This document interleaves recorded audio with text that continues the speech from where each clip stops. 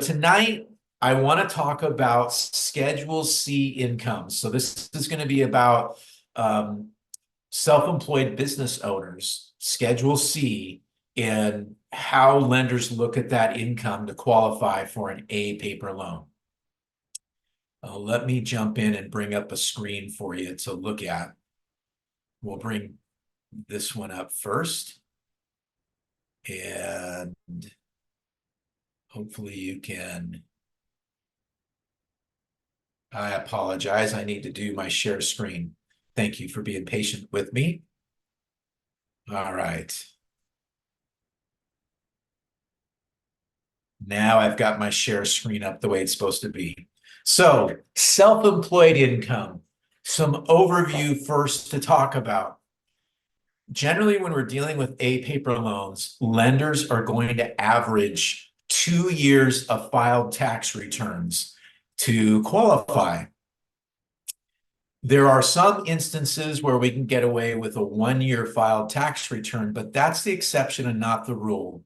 And if that happens to be your case, then I'm going to recommend that you talk with your loan officer, let them do the research with their company and their underwriting, and make sure that it's something that can be done for you. It's an exception, not the rule. Most cases, they're going to need 2 years of filed tax returns. And then we're going to analyze it.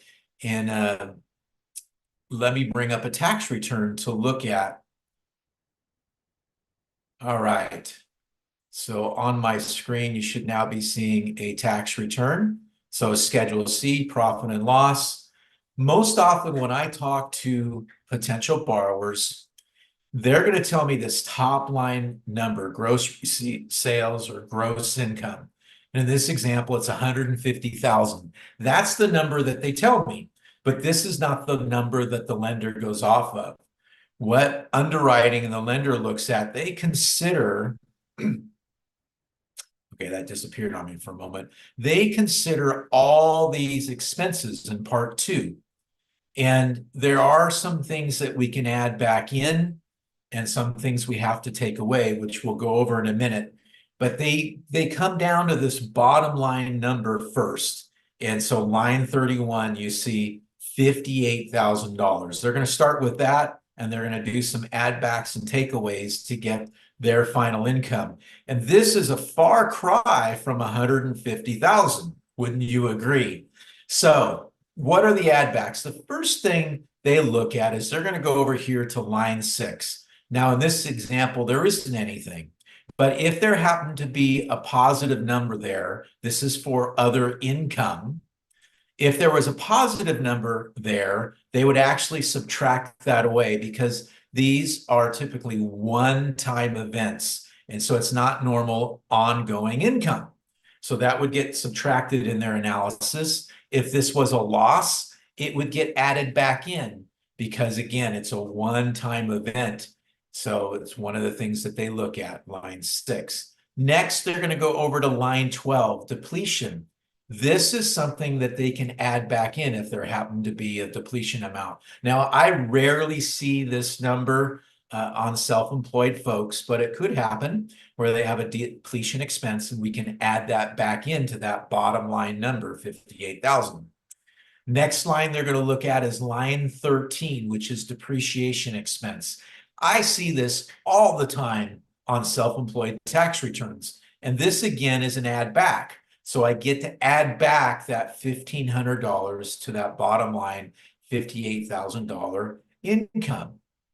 And then as I go through here, pretty much all of these are just expenses that I can't do anything with. I'm going to see here line 24B, deductible meals. So this, the IRS only lets you write off 50% of your expense. And the underwriting is saying, hey, well, they actually have that other 50 hardline expense. It's not a paper write-off. So they're going to subtract that away from this bottom line number of 58,000. Now I come over here, line 9, I'm going to step back for a moment. Line 9, car and truck expenses. If I see that there as a loan officer, I know there's potential add back. And in this case, I'm going to look down to the second page to see, oh, hey, we've got business miles, 3,000. So those business miles, I'm going to get to multiply and by like 26 cents a mile and then calculate that number. We actually use a tool. And so that's going to turn out to be $780. And I get to add that back into the 58,000 income here. And then lastly, if there happens to be business use of home, this is line 30, expenses for business use of your home. And in this case, this person claimed $500. Well, that's a paper write-off, and I get to add that back in to my qualifying income. Often for a lot of folks, this will just be zero and nothing to worry about. Let me bring up a tool so I can tell you kind of what I'm quoting off of. So here I have a tool that we use to come up with the income, a qualifying income. And so this person's been in business since 2019.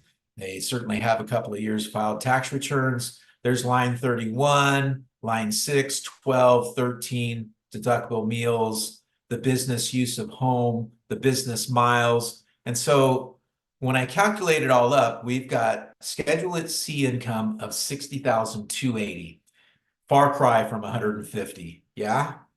And then for example purposes, I put in some numbers for their 2022 tax returns. So very similar going through here. And you'll notice that that income is significantly higher in 2022, the year before, versus 2023. So two things I want you to become aware of. One is typically we're going to average over 2 years is what they'll do. So a 24-month average. And so that would be that number, $6,567. However, in this case, the income is declining. So two things here. When the income's declining, they're going to look most heavily at the last 12 months. They're also going to look at the difference. Now, this is fairly significant. It's almost $40,000. And gosh, that's about 40%. I'm pretty sure that's going to be a pretty big issue. And underwriting is going to require this to be adequately explained. And there is the possibility that if we're not able to explain this properly and document, then they may not let us use any income at all. They completely throw it out. If these numbers were reversed, and this year we earned the 97,000, the year prior was only 60,000, maybe we're ramping up, then we would do a 24-month average and we'd be using the 6,567. If this was not a dramatic decline and they wind up accepting our explanation and we're, fine there, then you would wind up using the 12-month average for the income. Let's go back to that tax return. So you can see that's a big difference from 150,000, right, down to potentially, 60,000 something for income. And the point of this is to show you that I know a lot of folks when they're self-employed taxes are quite expensive. They're like 15.3%. And so in most cases, you're going to want to maximize your expenses when you are doing your taxes. However, if you're looking to buy a home this year or in the following year, it's going to be in your best interest to try and minimize your expenses if you're trying to qualify for the best loan product that you can, and you're concerned about showing enough income to get your debt to income ratios in line. So this is just to give you a tip of what we're looking at, what a lender looks at. They're not actually looking at this gross income at the top here. They're looking at your net profit or loss, averaging that generally over 2 years, and there are some add backs and some takeaways that need to be considered when you're looking to qualify and purchase a home. I hope this is helpful information to understand your Schedule C income. If you have any questions at all, please reach out to me. You can reach out on my cell phone, 916-768-6530. I'd love to help you.